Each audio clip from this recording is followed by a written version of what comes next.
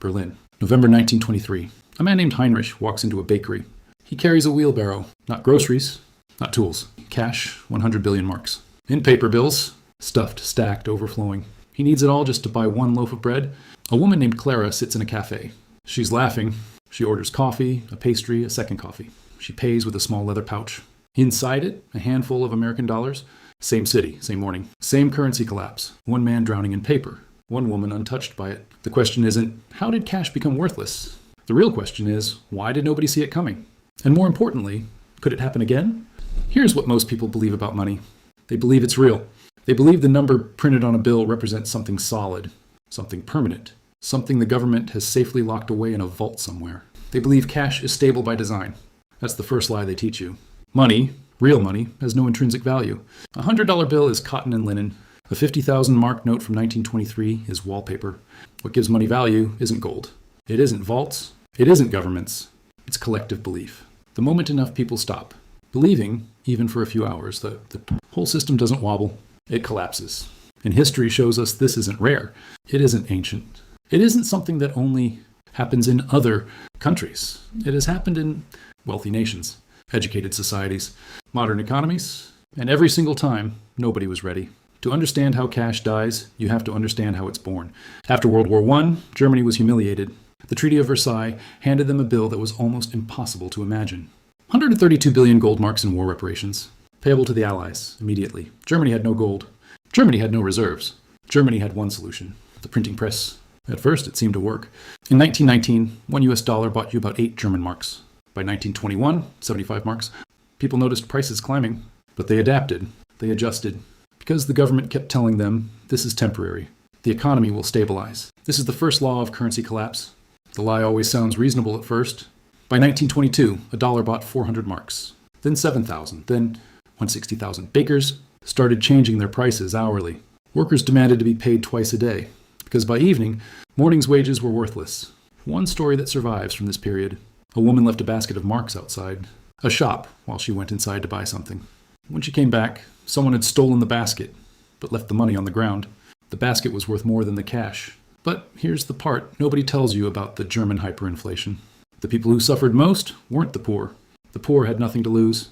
The people destroyed were the middle class, teachers, engineers, civil servants, people who had worked their entire lives, saved diligently, put money in banks, and watched those savings dissolve in a matter of months. A lifetime of work erased, not by war, not by disaster, by paper.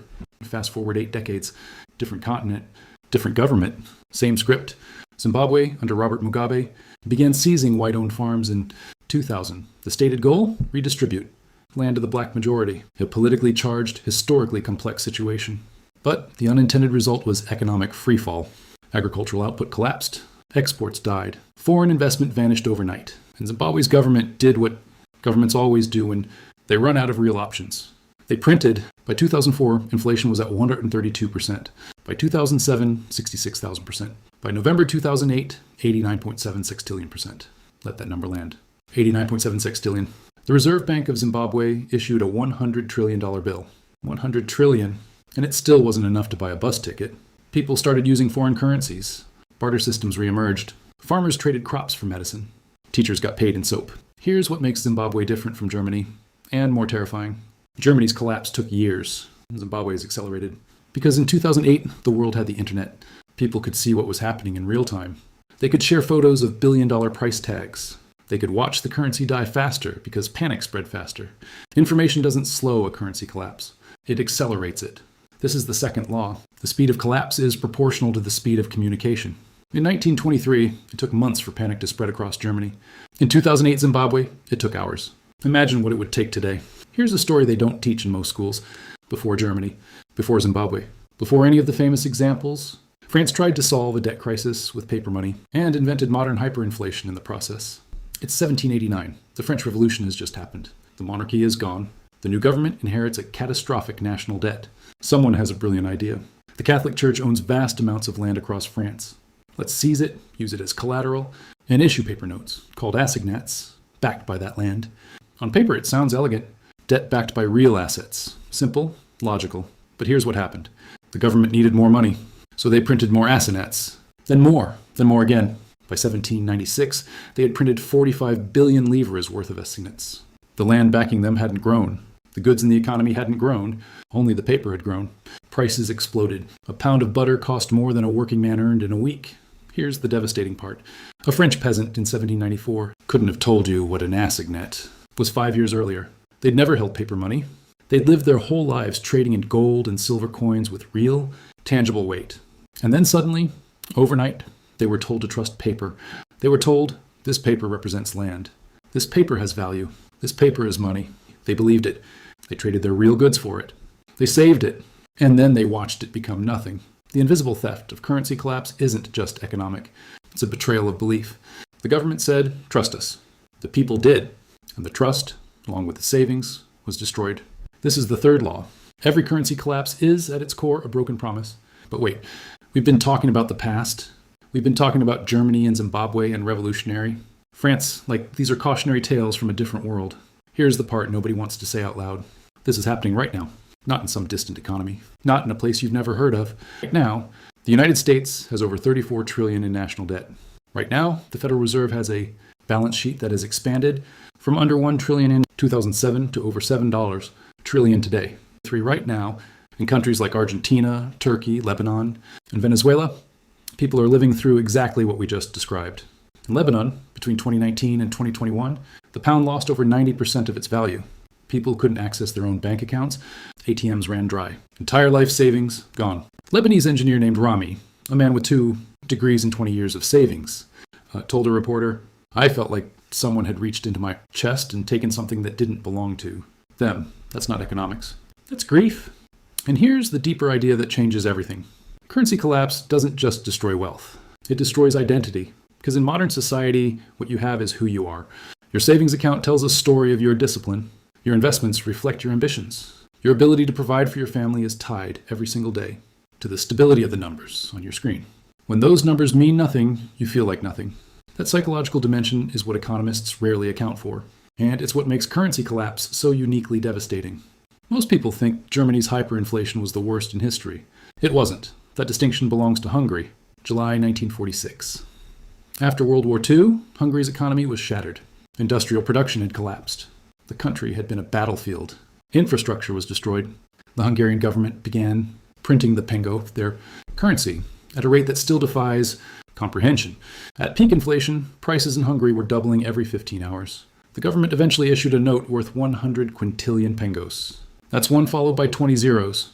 And here's what makes Hungary haunting in a way that Germany and Zimbabwe aren't. Some people knew it was coming. Hungarian economists, some Jewish intellectuals who had survived the war, certain university professors. They had read the history. They had studied Germany. They understood the mechanics. They warned people. They said, convert your money. Buy goods. Acquire anything tangible. Most people didn't listen. Not because they were foolish. Because humans have a cognitive bias that psychologists call normalcy bias. We assume the future will resemble the past. We assume that because the currency was stable yesterday, it will be stable tomorrow. We assume the system will correct itself. That someone in charge has a plan. That the numbers will stabilize. They don't. The system never corrects itself once trust is lost. Nobody in charge has a plan. The numbers don't stabilize. But the people who acted on the warning, the ones who traded their pengos for butter, flour, timber, foreign coins, gold, they survived with something. The ones who waited lost everything. This is the fourth law. In a collapsing currency, the window to act is always smaller than it appears. You might be noticing something. Germany, France, Zimbabwe, Hungary, Lebanon, different. Centuries, different continents, different governments, different ideologies, but the same sequence every time. Step 1, a government faces a crisis it cannot pay for. Step 2, it prints money to solve the short-term problem. Step 3, prices rise. The government calls it temporary. Step 4, trust begins to erode, slowly at first, then all at once. Step 5, the people who acted early are spared. The ones who waited are not. This isn't a coincidence. This is a pattern baked into the fundamental logic of fiat currency. Fiat currency, the kind every country in the world uses today, has no intrinsic backing. Not gold, not silver, not land, just trust. And trust, once it starts to crack, doesn't heal slowly. It shatters. The economist John Maynard Keynes once observed that by a process of inflation, governments can secretly and unobserved confiscate the wealth of their citizens. Secretly and unobserved. That's the phrase that should haunt you. Not a dramatic raid, not a war, not a visible theft. A quiet erosion, a slow bleed, a number on a screen that used to mean something and then one day doesn't. Let's go back to Berlin, 1923. Heinrich with his wheelbarrow of marks, Clara with her small pouch of dollars. We started there for a reason, because both of them lived in the same city, breathed the same air, faced the same collapse, and ended up in completely different realities. The difference wasn't luck. The difference wasn't wealth. The difference was knowledge of what money actually is. Heinrich believed in the system. Clara believed in assets. One trusted paper. The other trusted something that couldn't be printed. Now here's the question that this entire story has been building toward. What do you trust? Because right now, as you watch this, every dollar, euro, pound, yen in your account is a number, a digital entry, a promise from an institution. And institutions have broken that promise before. Not once, not twice, dozens of times, on every continent, in every era of recorded history. The people who survived, those collapses weren't smarter than the ones who didn't. They were just honest. But what money really is, not a store of permanent value, a store of temporary collective agreement, and temporary agreements expire. The question isn't if the next currency crisis will happen. History has already answered that. The question is, when it does, will you have a wheelbarrow of paper or something real? Every empire that has ever collapsed gave its citizens a warning. They saw the printing presses running day and night. They watched prices climb. They heard economists argue on television. Most of them did nothing. Not because they couldn't, because believing the system is broken requires admitting that the life you've built inside it might be built on sand. That's the hardest thing to accept. But the ones who accepted it, they built something that outlasted the collapse. They were ready. Heinrich wasn't. Don't be Heinrich. If this changed how you think about money, subscribe. Because on this channel, we don't just study history. We perform autopsies.